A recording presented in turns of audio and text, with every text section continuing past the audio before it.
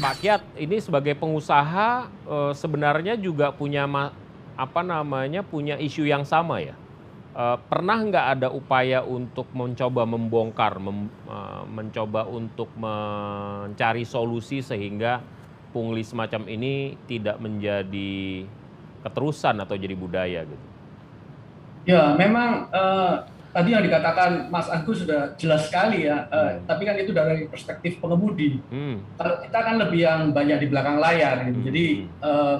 kita juga mengalami itu dari dulu, gitu. Kalau Mas Agus tadi mulai nyupir dari tahun 2020, Hmm. kalau saya memang udah dari kecil saya hidup di lingkungan ini ya, Hmm. di perusahaan angkutan. Jadi kita udah dari tahun 85 saya, waktu Hmm. itu waktu kecil. Nah, dari dulu memang keberadaan Kamselindo ini pun juga berangkat atas keprihatinan terhadap isu ini gitu. Hmm. Karena masalah di angkutan truk itu yang paling menonjol ya aspek keamanan dan aspek keselamatan.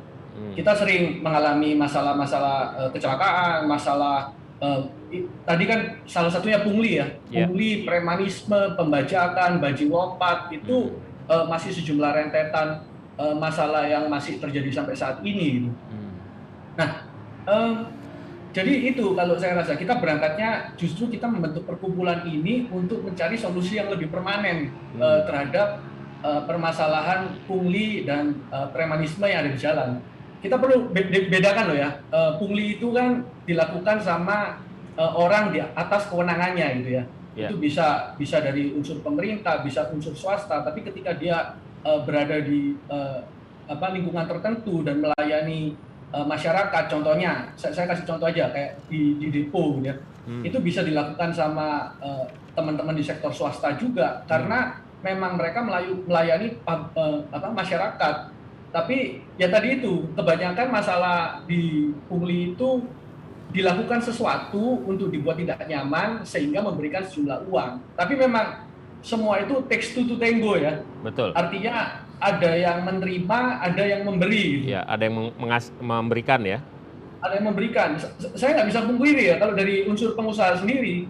Kadang-kadang, mohon maaf nih Mas Agus, kadang-kadang teman-teman Mas Agung. Mas Agung.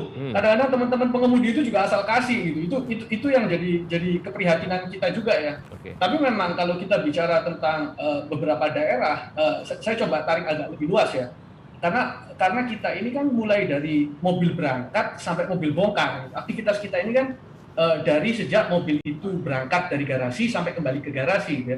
Itu kan melibatkan banyak proses, mulai dari berangkat dari pool itu udah berisiko di jalan. Yeah. Nah, habis itu sampai ke tempat muat berhubungan dengan pemilik barang ya. Terus di sana ada TKBM. Nah, setelah itu dalam proses perjalanannya sendiri dan setelah itu bongkar.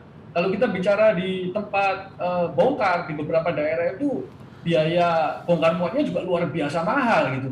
Nah, kalau itu masih di dalam ranah kewenangannya melakukan bongkar muat, tapi memeras pengemudi untuk membayar sejumlah uang, saya rasa itu masih masuk ranah pungli ya. Jadi itu memang problematika yang ada sampai saat ini.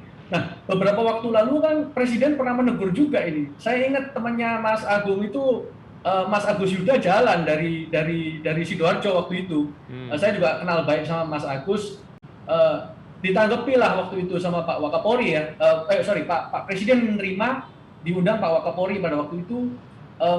Beberapa waktu lalu itu juga pernah diadakan saber pungli. Yeah. Tapi memang konsistensi yang sebenarnya kita harapkan ini. Yeah. Oleh karena itu kita coba membentuk sebuah perkumpulan gunanya ya untuk memastikan konsistensi tadi itu. Yeah.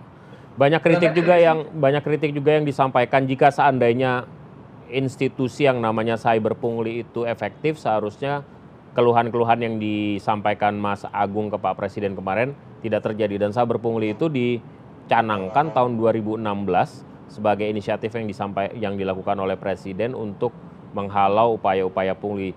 Nah, ini kemudian dipertanyakan oleh sejumlah pihak termasuk juga oleh anggota DPR, sampai sejauh mana efektivitas itu, jangan-jangan itu sekedar lip service saja.